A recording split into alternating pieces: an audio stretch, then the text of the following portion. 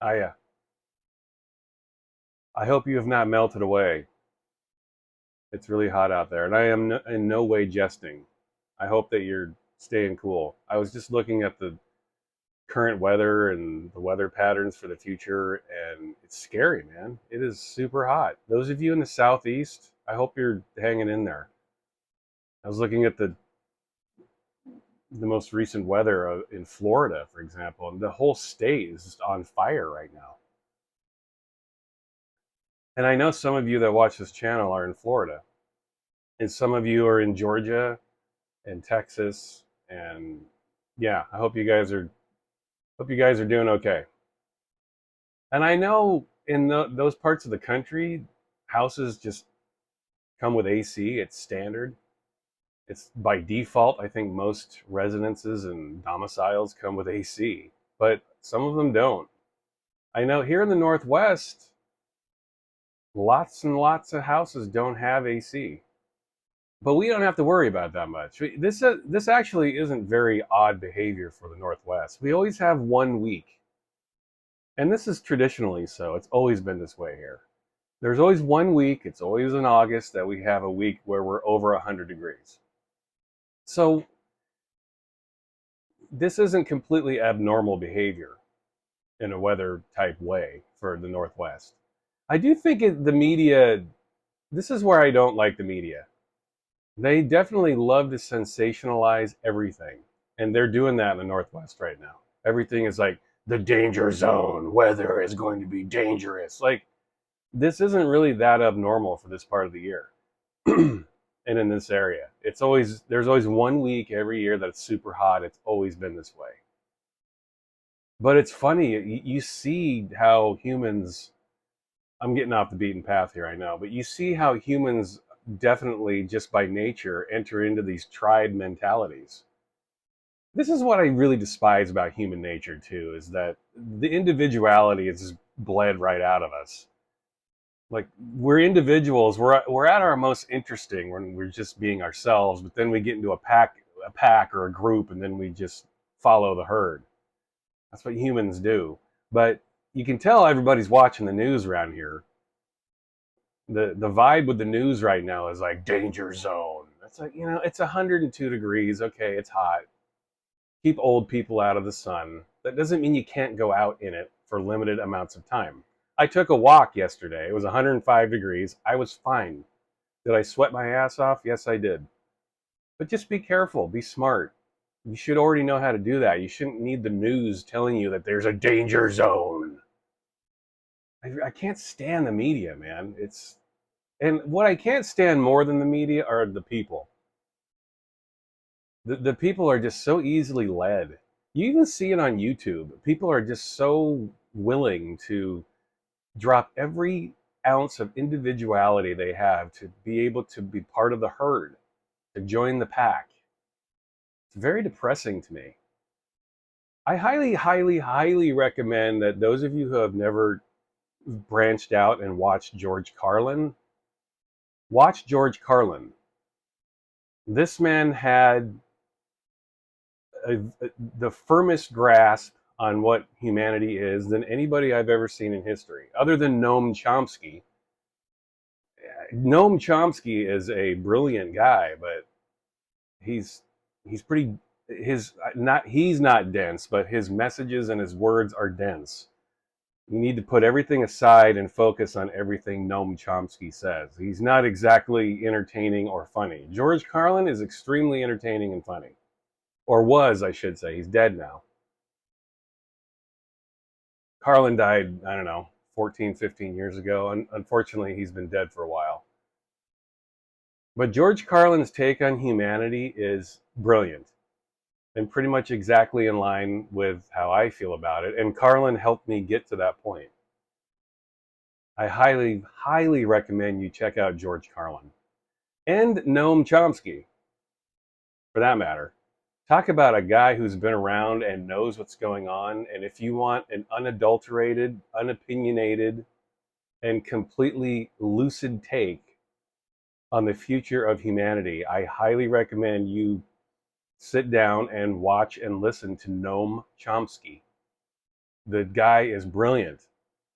He doesn't have a lot of positive things to say, but if you can get your mind wrapped around the very crux of what propels human nature forward or backward, look no further than Noam Chomsky. He's got some brilliant things to say, and he's still alive. He's in his 90s. He's been one of the top philosophers and social critics for going on 70 years, okay? He's been around that long. I wasn't planning on getting off that beaten path. I hope everyone's doing okay. There are already enough people, too many people on the planet, and then when it gets super hot, it makes us more agitated and stressed out. And I hope you guys are doing all right, seriously. So, to the music. I did a Howie B video a couple weeks ago or like a month ago, and it did pretty well. I was surprised that people were into it. I really enjoyed seeing this. And thank you, by the way, for watching. But it for me, for other channels, I mean, nobody watched it. But for me, in my viewership, I thought a lot of people watched it. And Robbie Robertson died last week. I don't know if you guys are paying attention to this, but Robbie Robertson of the band is dead.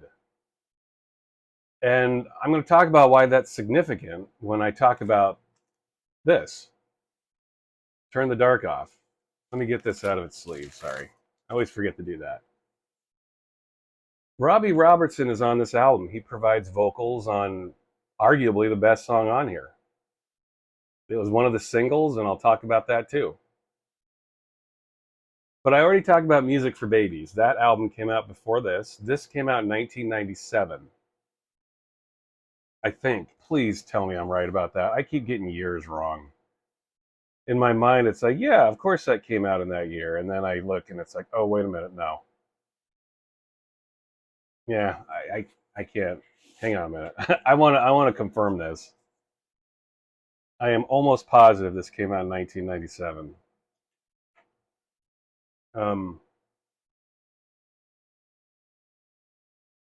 Okay, I can't. There's no year anywhere on this. I can't see it. I'm almost positive this came out in 1997. I will double check that in a minute here. But this album came out after Music for Babies. And Music for Babies was definitely more of just like a straight up, I don't want to say ambient album. It was just very experimental in nature. Howie B up to that point had done a lot of hip hop inspired stuff, and he was part of the whole trip hop scene. Trip hop, it was hip hop. I always thought trip hop was more of a house techno ambient version of hip hop. It was a more experimental version of hip hop. Hip hop is straight up hip hop. I think they needed a name for the more experimental hip hop, and they threw trip hop onto that. Massive Attack is part of that whole scene. I'm looking up this album because I want to be sure this came out in the year 97. Yes, I'm right. Okay. Again, the years start going by, y'all, and you start forgetting things. I usually have a steel trap savant type memory for years and stuff, but things start to blur together. When you get into your 40s, things just start to blur together. That's all there is to it. You forget years, you forget how old you are, you forget all kinds of things. These things happen to me on a daily basis. You 40-plus-year-olds, you know what I'm talking about. Shit happens that you don't want to happen. Up here. This is a great album. Different than Music for Babies. Music for Babies was very much in the ambient realm. This one's more in the hip-hop realm. There are some hard-hitting fucking beats on this album. And it's excellent. Love this album. 10 tracks of absolute, unequivocal, original goodness. Howie B was a force to be reckoned with, man. His productions were just second to none. He didn't sound like anybody out there. I love that. Especially in a landscape where you've got so many hip-hop, trip-hop, blah, blah, whatever artists back in the 90s. To stand out from the pack is tough, and that's what he did. That's why people like U2 and Bjork, that's why those big names wanted a piece of this guy. Howie B worked with Bjork on her second and third albums, Homogenic and Post. Did a lot of remix work for her, did some production work for her, and I think he produced pretty much the whole of the album from U2 called Pop. You remember Pop? When it comes to U2, I am a firm fan of U2 in the 90s. I as you could probably tell, I'm not a huge U2 fan, but I love their albums in the 90s. Most U2 fans, it's the other way. But I liked it when they started veering off into more electronic realms. I think Pop is their best album, bar none. It's not even close. This is a big reason why. I already like this kind of music, so Pop made sense to me. It still makes sense. I love that album. I thought U2 should have kept going in that direction. And Zooropa is a great album too. Achtung Baby is a great album. I think all three of U2's 90s albums are fantastic. But they hit their peak with Pop. I think Pop's great. I don't think there's a bad moment on there. And same with Achtung Baby. I think those are fantastic albums. But they surrounded themselves with Howie B and Brian Eno. I mean, they were always around Brian Eno, but bringing in guys like this definitely helped. In my opinion, I don't have anything personal against U2. I just don't. I normally wouldn't listen to that kind of music anyway. But Pop, hell yeah, tracks like Miami and what's the name of that song? The last man on earth, or the last something on earth, last day on earth. Gone. There's a track on there called Gone. Yeah, Pop is a really cool album. Those of you who hate U2, and you like this kind of music, I would highly recommend you give Pop a chance. I know it's U2, but damn, Pop is a fucking cool album. Really surprised me at the time, and I still enjoy it. Howie B produced it. In 1997, man, it was still like peak time. I mean, all throughout the 90s, electronic music was just going through all kinds of waves and motions and movements. This stood out from the pack in a big way. Very original. It's hip hop, lots of it, lots of sampling, lots of fractured low tempo, down tempo drum beats. The kind of shit that we automatically think of when we think of hip hop, but there's a lot more going on here. There's some pop elements, some ambient elements. I always felt like this is a spiritual brother to Music for Babies, but where Music for Babies kind of held off on the beats, this pushed the beats out. You can still tell it's Howie B. This and Music for Babies do sound very similar in a lot of ways, but this is just more beat heavy. And it's great. Man, this is such a good album. It's hard for me to choose one over the other when it comes to Music for Babies and Turn the Dark Off. I think I might lean toward this one a little bit because it's more varied. But Music for Babies is brilliant, don't get me wrong. But brilliant stuff. The only complaint I have about this record is the pressing itself. The packaging is very nice. You can't really, there you go. It's got like a little embossed stamp of an H right there. You can see it, I think. See that? But the pressing itself is not cool. Here's the inner sleeve. This is like over almost an hour's worth of music. It's only on one record. It should have been a double, quite frankly. It just should have been. And in addition to that, there's the other side. Really cool artwork.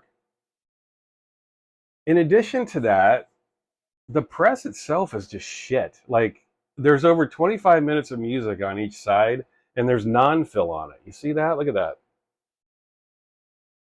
Look at all that unused dead wax at the end. You've got 25 minutes of music here. What are you doing?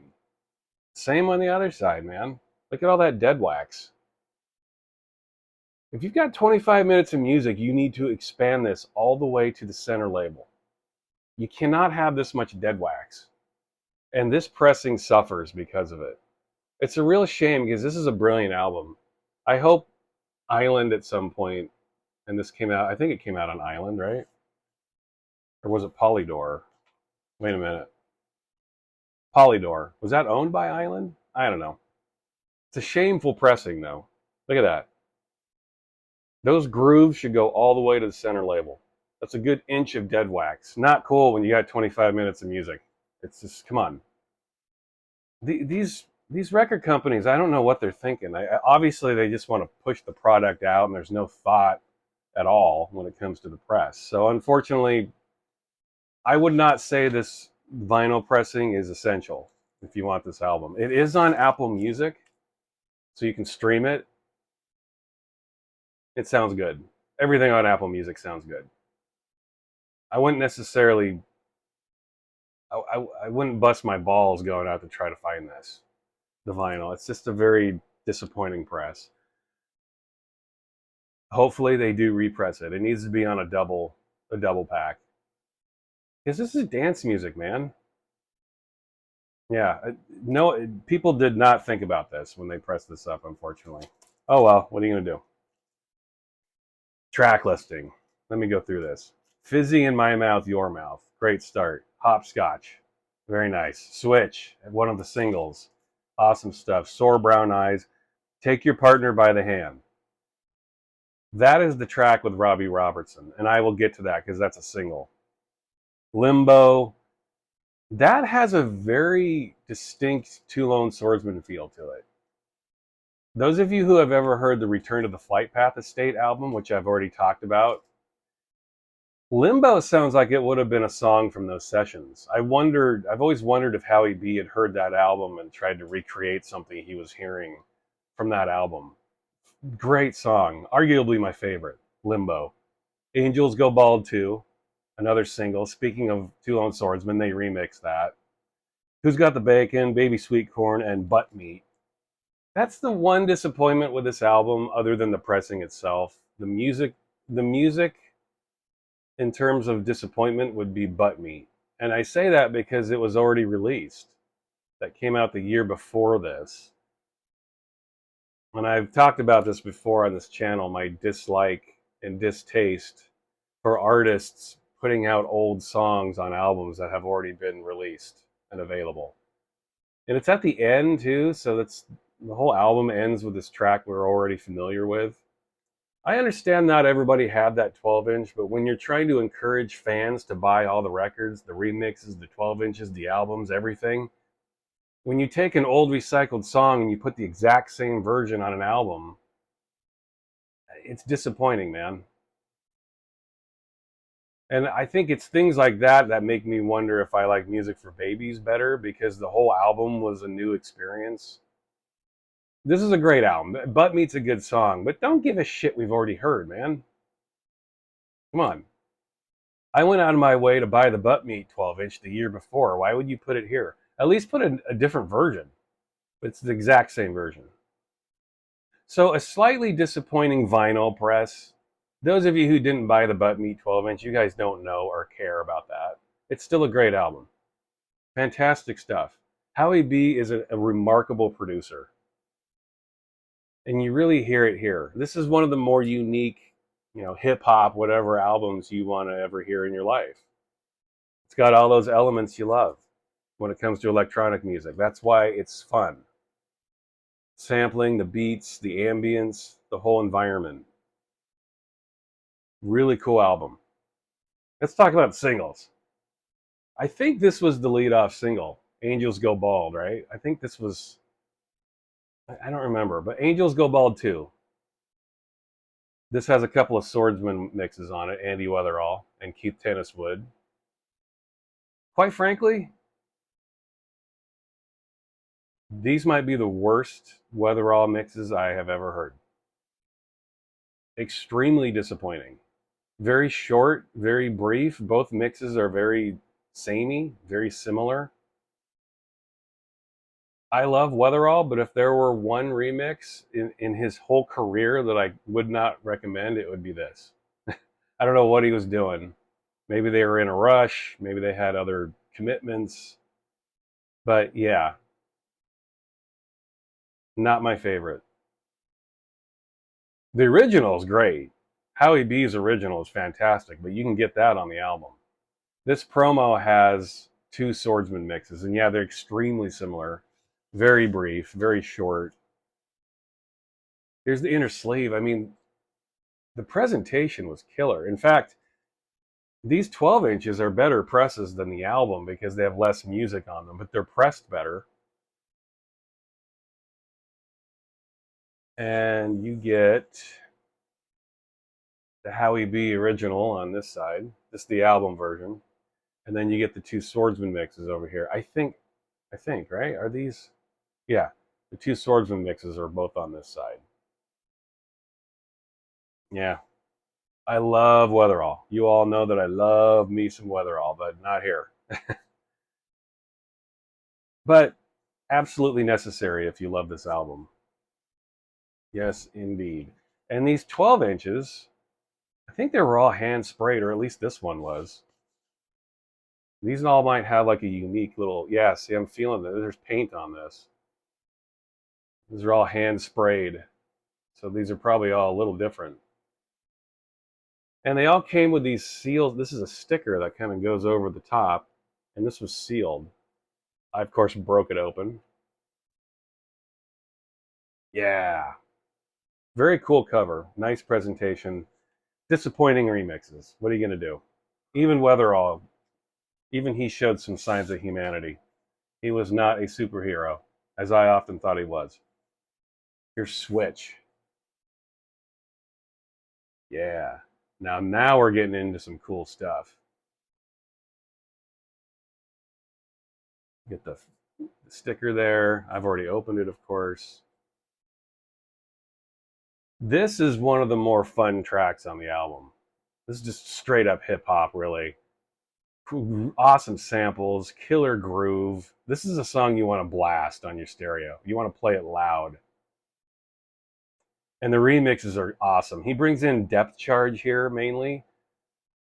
Those of you who don't know J. Saul Kane, check him out. I've thought about doing a Depth Charge video. Love that guy. Anything that had J. Saul Kane's name on it, I picked it up. Absolutely worth it. Depth Charge. He does a couple of mixes here. You also get, Vinyl Blair and the Bobby Wonder mix too. That's the best. Actually, that's the best mix. Bobby Wonder does a remix of Hopscotch on here, which is an album track, and that's kind of the best song on here, really, I think. Arguably the best remix that was done for the whole album, I thought. Fantastic stuff. Vinyl Blair, I've talked about them a little bit. They were on Hard Hands, which was Left Field's label, and they were steeped in dub. Everything that came out on that label had to have some kind of dub element to it. And Vinyl Blair did a lot of progressive house with a dub flavor, but sometimes they just do straight up dub. And that's where these kind of fall in, because this music's down tempo. They did a couple of more dubby mixes. Vinyl Blair, I would recommend you check them out. Yeah. Here's two records in this. This is a double record set. You get the die cut sleeve there. Super cool. Here's disc 1. Depth Charge mix. You get the Depth Charge there. Then you flip. I think there's another Depth Charge mix over here. You get the dub. A couple more remixes going on over here. Excellent presentation. They spent way more time and effort on the 12 inches than they did the album. It was almost like they were trying to promote the album more than they wanted people to actually listen to it. Here's disc 2. You get the B. You get the H on the other one. You get the B here. Super fun to own these. You just don't see presses that are like this a lot. You get Vinyl Blair Remix 1 on that side. And then you get Vinyl Blair Mix 2, and then the Bobby Wonder mix, which is, yeah, maybe my favorite remix across all 3 of these singles. Bobby Wonder crushes it. And I don't know who Bobby Wonder is. Maybe that's an alias for somebody. I'm sure somebody will let me know. And let me know if you actually know. Don't go look it up and then say what it is. I can go look it up. If you actually know who Bobby Wonder is, let me know. Don't run to Discogs. I can go run to Discogs right now and check that out. In fact, I'm going to do that. Because, yeah, I don't want to hear it from you guys. All due respect. I know someone's going to be like, Bobby Wonder, I can't believe you don't know who that is, but Bobby Wonder. I don't want to hear it. Rob Kerwan, okay. Yeah, Rob Kerwan. I know who that is. Wow, I had no idea. I've had this record for 25 years, and I just realized that Bobby Wonder is Rob Kerwan. Yeah, okay. You guys, I'm sure, know who Rob Kerwan is. If you don't, you can go now look him up. Now, this is me leading into Robbie Robertson. This is the third single from Turn the Dark Off. Take Your Partner by the Hand. I'm sure plenty of you think that's the best song on the album, and I wouldn't argue with you. It's a phenomenal song. Really put together well, mixed like an expert. Howie B crushes it here. And Robbie Robertson's vocals are awesome. The song starts off almost like a dark lounge track. And Robbie Robertson's vocals come in. He's just kind of muttering over the back, and then all of a sudden the synth line starts. It just builds and builds, and then the drums hit and the bass line hits. Really nice stuff, man. And Robbie Robertson just died last week. A big reason why I wanted to do this. I had planned on doing this anyway after the success of my first Howie B video. But yeah, Robbie Robertson, I don't think it was even a week ago. He just died a couple days ago. Today's August 15th. I think he died on the 9th, 6 days ago, maybe a week ago. Apparently he had prostate cancer. Yeah, I think he was 80.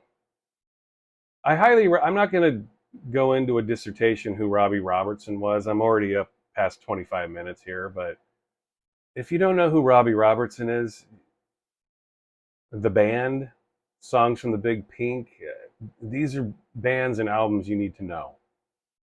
Songs from the Big Pink, I would highly recommend. The band, Robbie Robertson. He sings on this. This single came out in 97, like the album. Pretty sure. Let me check. I just want to be sure. Because I know some of these singles might have came after. Okay, yeah, they all came out in 97. So 97 was a busy year for the old Howie B. Meister. His last name's Bernstein, by the way. Howie B. And you get a smattering of awesome remixes here. You get Luke Vibert. Come on.